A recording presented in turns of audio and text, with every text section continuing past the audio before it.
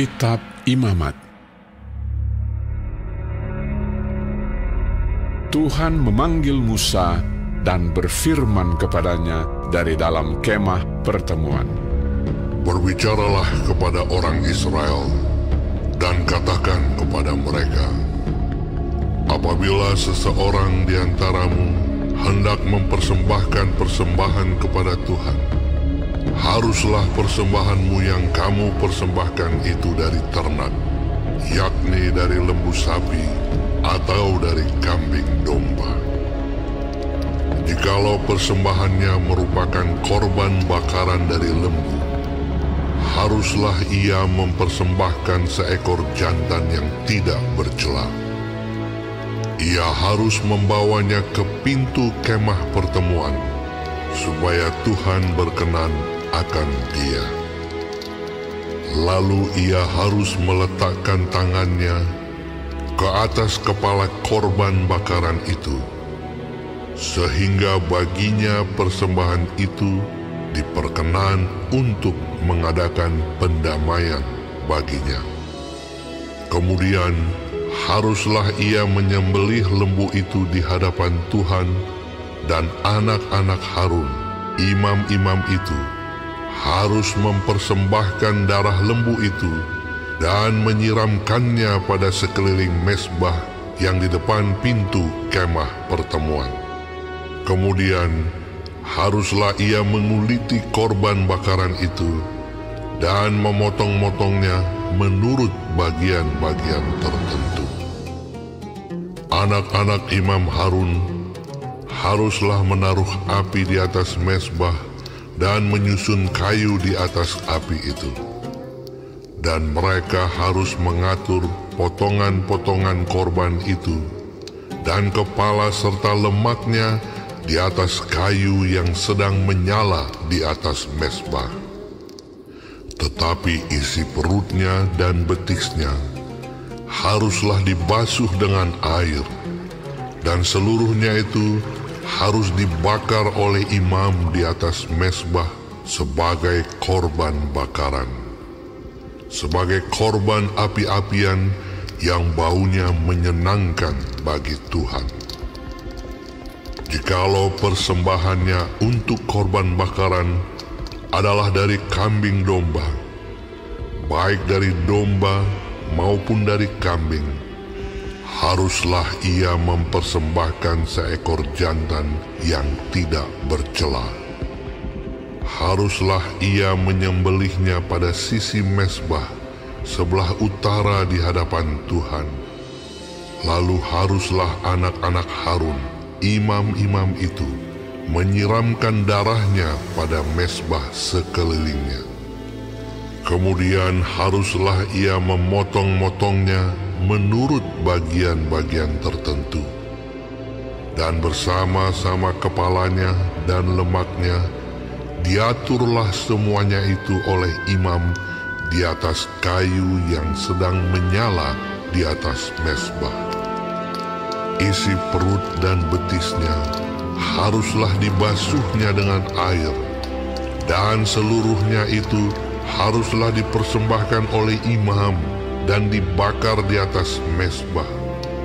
Itulah korban bakaran, suatu korban api-apian yang baunya menyenangkan bagi Tuhan. Jikalau persembahannya kepada Tuhan merupakan korban bakaran dari burung, haruslah ia mempersembahkan korbannya itu dari burung tekukur atau dari anak burung merpati. Imam harus membawanya ke mezbah, lalu memulas kepalanya dan membakarnya di atas mezbah. Darahnya harus ditekan keluar pada dinding mezbah. Temboloknya serta dengan bulunya haruslah disisihkan dan dibuang ke samping mezbah sebelah timur ke tempat abu. Dan ia harus mencabik burung itu pada pangkal sayapnya, tetapi tidak sampai terpisah. Lalu imam harus membakarnya di atas mezbah. di atas kayu yang sedang terbakar. Itulah korban bakaran, suatu korban api-apian yang baunya menyenangkan bagi Tuhan. Apabila seseorang hendak mempersembahkan persembahan berupa korban sajian kepada Tuhan, hendaklah persembahannya itu tepung yang terbaik, dan ia harus menuangkan minyak serta membubuhkan kemenyan ke atasnya. Lalu korban itu harus dibawanya kepada anak-anak Harun, imam-imam itu. Setelah diambil dari korban itu tepung segenggam dengan minyak beserta seluruh kemenyannya, maka imam haruslah membakar semuanya itu di atas mezbah sebagai bagian ingat-ingatan korban itu, sebagai korban api-apian yang baunya menyenangkan bagi Tuhan. Korban sajian selebihnya adalah teruntuk bagi Harun dan anak-anaknya, yakni bagian maha kudus dari segala korban api-apian Tuhan. Apabila engkau hendak mempersembahkan persembahan berupa korban sajian dari apa yang dibakar di dalam pembakaran roti, haruslah itu dari tepung yang terbaik, berupa roti bundar yang tidak beragi, yang diolah dengan minyak, atau roti tipis yang tidak beragi, yang diolesi dengan minyak. Jikalau persembahanmu merupakan korban sajian dari yang dipanggang di atas panggangan, haruslah itu dari tepung yang terbaik, diolah dengan minyak, berupa roti yang tidak beragi. Korban itu harus dipotong-potong, lalu kau tuangkanlah minyak ke atasnya. Itulah korban sajian. Jikalau persembahanmu merupakan korban sajian dari yang dimasak di dalam wajan, haruslah itu diolah dari tepung yang terbaik bersama-sama minyak. Maka korban sajian yang diolah menurut salah satu cara itu haruslah kau persembahkan kepada Tuhan, yakni harus disampaikan kepada imam yang membawanya ke mezbah. Kemudian imam harus mengkhususkan dari korban sajian itu bagian ingat-ingatannya, lalu membakarnya di atas mezbah sebagai korban api-apian yang baunya menyenangkan bagi Tuhan. Korban sajian selebihnya adalah bagian Harun dan anak-anaknya, yakni bagian maha kudus dari segala korban api-apian Tuhan. Suatu korban sajian yang kamu persembahkan kepada Tuhan, janganlah diolah beragi. Karena dari ragi atau dari madu, tidak boleh kamu membakar sesuatu pun sebagai korban api-apian bagi Tuhan. Tetapi sebagai persembahan dari hasil pertama, boleh kamu mempersembahkannya kepada Tuhan. Hanya janganlah dibawa ke atas mezbah menjadi bau yang menyenangkan. Dan tiap-tiap persembahanmu yang berupa korban sajian, haruslah kau bubuhi garam. Janganlah kau lalaikan garam perjanjian Allahmu dari korban sajianmu. Beserta segala persembahanmu, haruslah kau persembahkan garam.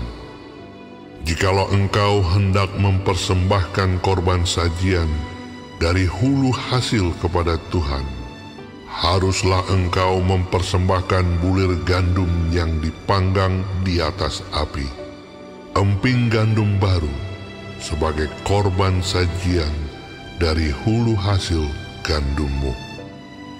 Haruslah kau bubuh minyak dan kau taruh kemenyan ke atasnya. Itulah korban sajian. Haruslah imam membakar sebagai ingat-ingatannya sebagian dari emping gandumnya dan minyaknya beserta seluruh kemenyannya sebagai korban api-apian bagi Tuhan. Jikalau persembahannya merupakan korban keselamatan, maka jikalau yang dipersembahkannya itu dari lembu, seekor jantan atau seekor betina, haruslah ia membawa yang tidak bercela ke hadapan Tuhan. Lalu ia harus meletakkan tangannya di atas kepala persembahannya itu dan menyembelihnya di depan pintu kemah pertemuan. Lalu anak-anak Harun, imam-imam itu, haruslah menyiramkan darahnya pada mezbah sekelilingnya. Kemudian dari korban keselamatan itu, ia harus mempersembahkan lemak yang menyelubungi isi perut, dan segala lemak yang melekat pada isi perut itu sebagai korban api-apian bagi Tuhan. Dan lagi kedua buah pinggang dan lemak yang melekat padanya, yang ada pada pinggang dan umbai hati yang harus dipisahkannya beserta buah pinggang itu. Anak-anak Harun harus membakarnya di atas mezbah, yakni di atas korban bakaran yang sedang dibakar di atas api, sebagai korban api-apian yang baunya menyenangkan bagi Tuhan. Jikalau persembahannya untuk korban keselamatan bagi Tuhan adalah dari kambing domba, seekor jantan atau seekor betina, haruslah ia mempersembahkan yang tidak bercela. Jikalau ia mempersembahkan seekor domba sebagai persembahannya, ia harus membawanya ke hadapan Tuhan. Lalu ia harus meletakkan tangannya ke atas kepala persembahannya itu dan menyembelihnya di depan kemah pertemuan. Lalu anak-anak Harun harus menyiramkan darahnya pada mezbah sekelilingnya.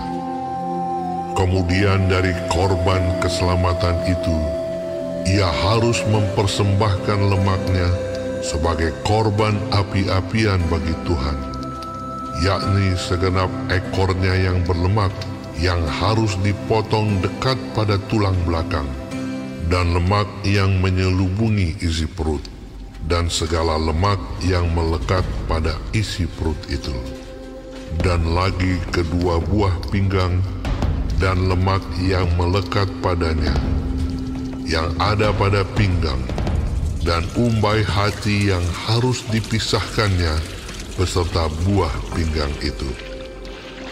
Imam harus membakarnya di atas mezbah sebagai santapan berupa korban api-apian bagi Tuhan. Jikalau persembahannya seekor kambing, ia harus membawanya ke hadapan Tuhan. Lalu ia harus meletakkan tangannya di atas kepala kambing itu dan menyembelihnya di depan kemah pertemuan. Lalu anak-anak Harun harus menyiramkan darahnya pada mezbah sekelilingnya.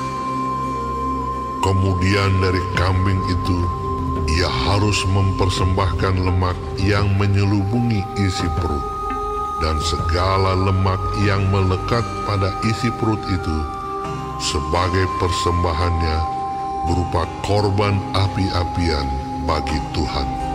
Dan lagi kedua buah pinggang dan lemak yang melekat padanya, yang ada pada pinggang dan umbai hati yang harus dipisahkannya beserta buah pinggang itu. Imam harus membakar semuanya itu di atas mezbah sebagai santapan berupa korban api-apian, menjadi bau yang menyenangkan. Segala lemak adalah kepunyaan Tuhan. Inilah suatu ketetapan untuk selamanya bagi kamu turun-temurun di segala tempat kediamanmu. Janganlah sekali-kali kamu makan lemak dan darah.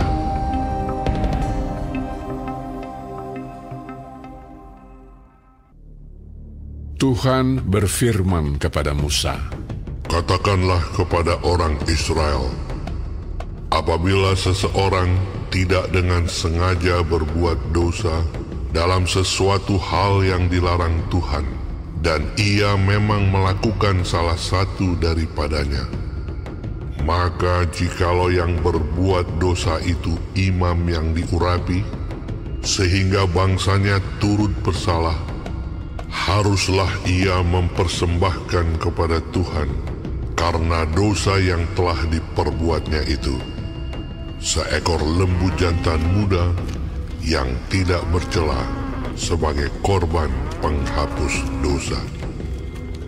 Ia harus membawa lembu itu ke pintu kemah pertemuan ke hadapan Tuhan. Lalu ia harus meletakkan tangannya ke atas kepala lembu itu dan menyembelih lembu itu di hadapan Tuhan.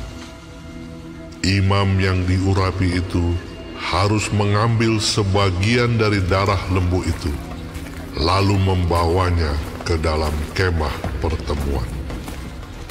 Imam harus mencelupkan jarinya ke dalam darah itu dan memercikkan sedikit dari darah itu 7 kali di hadapan Tuhan di depan tabir penyekat tempat kudus.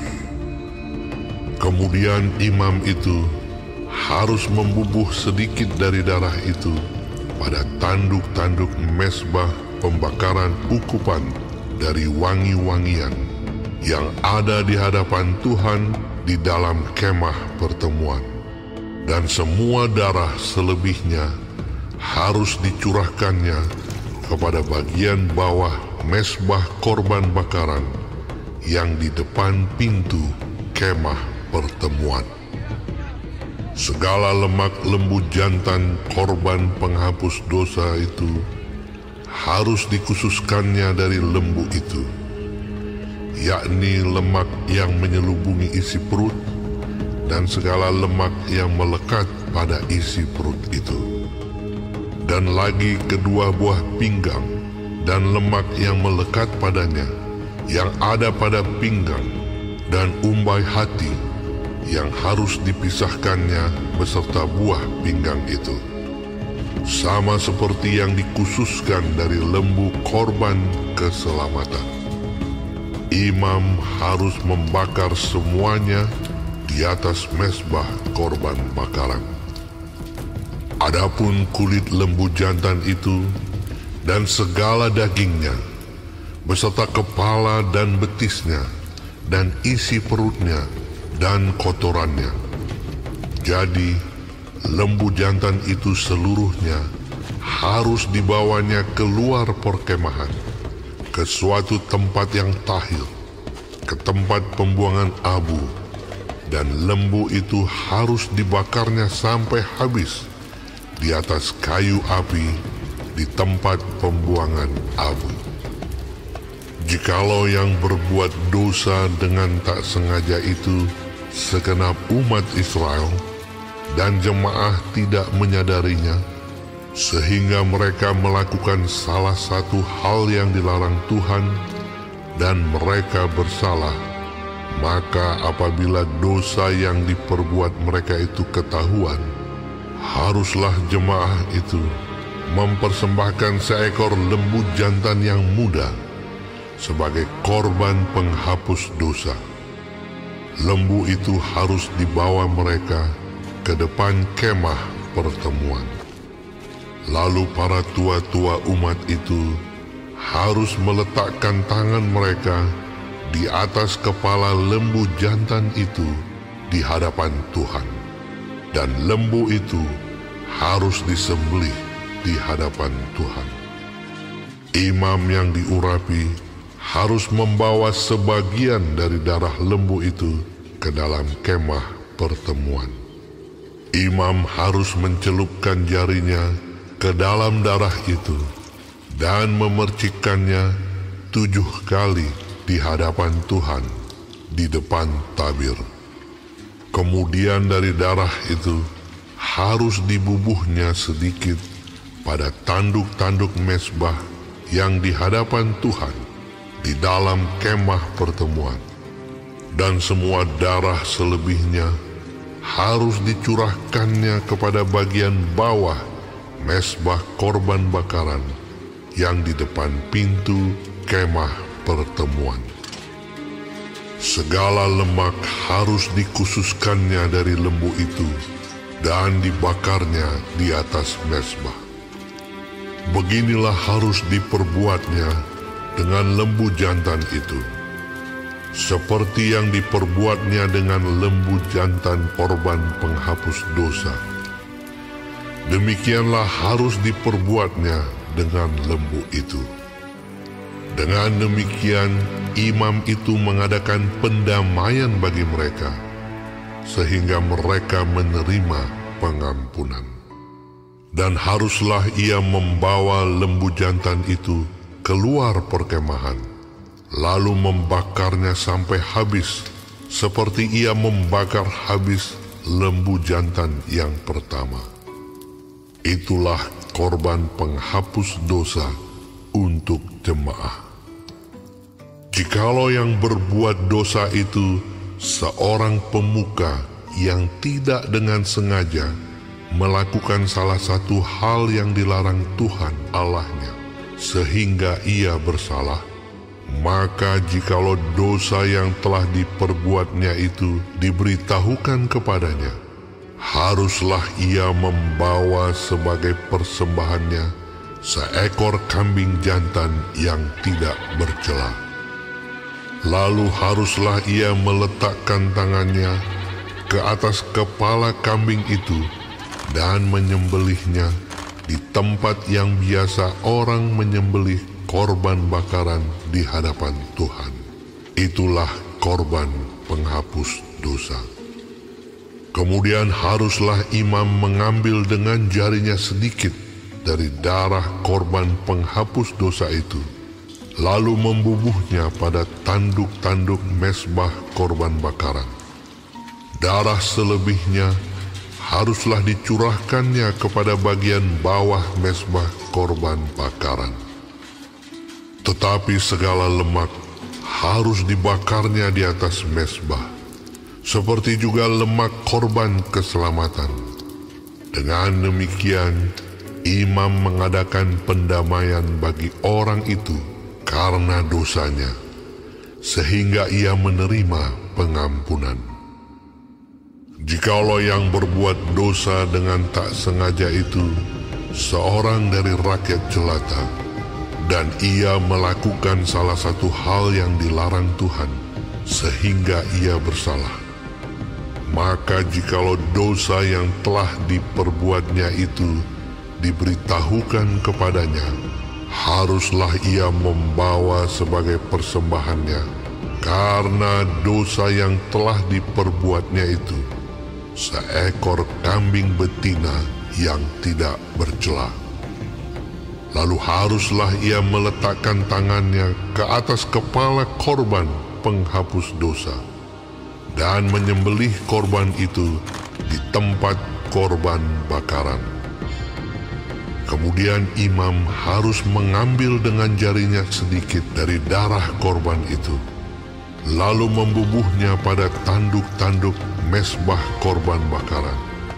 Semua darah selebihnya haruslah dicurahkannya kepada bagian bawah mezbah. Tetapi segala lemak haruslah dipisahkannya, seperti juga lemak korban keselamatan dipisahkan. Lalu haruslah dibakar oleh imam di atas mezbah menjadi bau yang menyenangkan bagi Tuhan. Dengan demikian, imam mengadakan pendamaian bagi orang itu sehingga ia menerima pengampunan. Jika ia membawa seekor domba sebagai persembahannya menjadi korban penghapus dosa, haruslah ia membawa seekor betina yang tidak bercela. Lalu haruslah ia meletakkan tangannya ke atas kepala korban penghapus dosa itu dan menyembelihnya menjadi korban penghapus dosa di tempat yang biasa orang menyembelih korban bakaran. Kemudian imam harus mengambil dengan jarinya sedikit dari darah korban penghapus dosa itu, lalu membubuhnya pada tanduk-tanduk mezbah korban bakaran. Semua darah selebihnya haruslah dicurahkannya kepada bagian bawah mezbah. Tetapi segala lemak haruslah dipisahkannya, seperti juga lemak domba korban keselamatan dipisahkan. Lalu imam harus membakar semuanya itu di atas mezbah, di atas segala korban api-apian Tuhan. Dengan demikian, imam mengadakan pendamaian bagi orang itu karena dosa yang telah diperbuatnya, sehingga ia menerima pengampunan. Apabila seseorang berbuat dosa, yakni jika ia mendengar seorang mengutuki, dan ia dapat naik saksi karena ia melihat atau mengetahuinya, tetapi ia tidak mau memberi keterangan, maka ia harus menanggung kesalahannya sendiri. Atau bila seseorang kena kepada sesuatu yang najis, baik bangkai binatang liar yang najis, atau bangkai hewan yang najis, atau bangkai binatang yang mengeriap yang najis, tanpa menyadari hal itu, maka ia menjadi najis dan bersalah. Atau apabila ia kena kepada kenajisan berasal dari manusia, dengan kenajisan apapun juga ia menjadi najis, tanpa menyadari hal itu, tetapi kemudian ia mengetahuinya, maka ia bersalah. Atau apabila seseorang bersumpah teledor dengan bibirnya, hendak berbuat yang buruk atau yang baik, sumpah apapun juga yang diucapkan orang dengan teledor tanpa menyadari hal itu, tetapi kemudian ia mengetahuinya, maka ia bersalah dalam salah satu perkara itu. Jadi apabila ia bersalah dalam salah satu perkara itu, haruslah ia mengakui dosa yang telah diperbuatnya itu, dan haruslah ia mempersembahkan kepada Tuhan sebagai tebusan salah karena dosa itu seekor betina dari domba atau kambing menjadi korban penghapus dosa. Dengan demikian, imam mengadakan pendamaian bagi orang itu karena dosanya. Tetapi jikalau ia tidak mampu untuk menyediakan kambing atau domba, maka sebagai tebusan salah karena dosa yang telah diperbuatnya itu, haruslah ia mempersembahkan kepada Tuhan 2 ekor burung tekukur atau 2 ekor anak burung merpati, yang seekor menjadi korban penghapus dosa dan yang seekor lagi menjadi korban bakaran. Haruslah ia membawanya kepada imam, dan imam itu haruslah lebih dahulu mempersembahkan burung untuk korban penghapus dosa itu. Dan haruslah ia memulas kepalanya pada pangkal tengkuknya, tetapi tidak sampai terpisah. Sedikit dari darah korban penghapus dosa itu haruslah dipercikannya ke dinding mezbah, tetapi darah selebihnya haruslah ditekan keluar pada bagian bawah mezbah. Itulah korban penghapus dosa. Yang kedua, haruslah diolahnya menjadi korban bakaran sesuai dengan peraturan. Dengan demikian, imam mengadakan pendamaian bagi orang itu karena dosa yang telah diperbuatnya, sehingga ia menerima pengampunan. Tetapi jikalau ia tidak mampu menyediakan 2 ekor burung tekukur atau 2 ekor anak burung merpati, maka haruslah ia membawa sebagai persembahannya karena dosanya itu 1/10 eva tepung yang terbaik menjadi korban penghapus dosa. Tidak boleh ditaruhnya minyak dan dibubuhnya kemenyan di atasnya, karena itulah korban penghapus dosa. Lalu haruslah itu dibawanya kepada imam, dan imam itu haruslah mengambil daripadanya segenggam sebagai bagian ingat-ingatannya, lalu membakarnya di atas mezbah, di atas segala korban api-apian Tuhan. Itulah korban penghapus dosa. Dengan demikian, imam mengadakan pendamaian bagi orang itu karena dosanya dalam salah satu perkara itu, sehingga ia menerima pengampunan. Selebihnya adalah bagian imam, sama seperti korban sajian.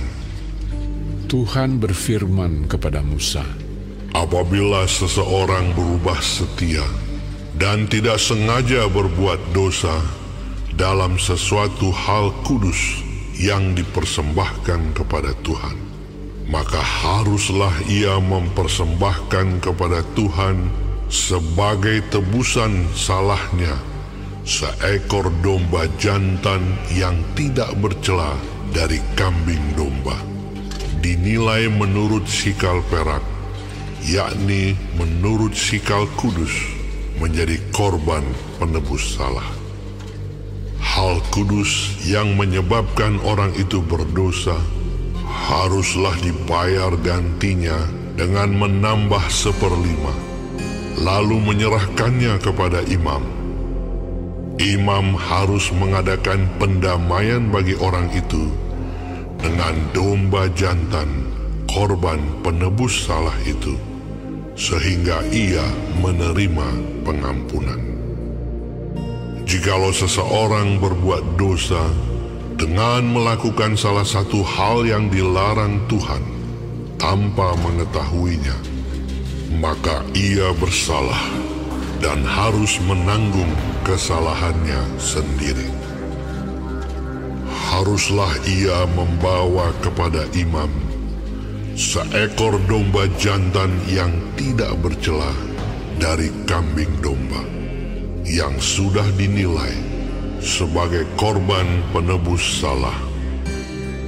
Imam itu haruslah mengadakan pendamaian bagi orang itu karena perbuatan yang tidak disengajanya dan yang tidak diketahuinya itu, sehingga ia menerima pengampunan. Itulah korban penebus salah. Orang itu sungguh bersalah terhadap Tuhan.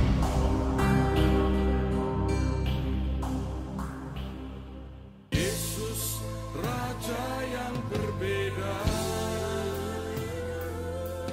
bukan hanya berjanji, tapi rela mati. Yesus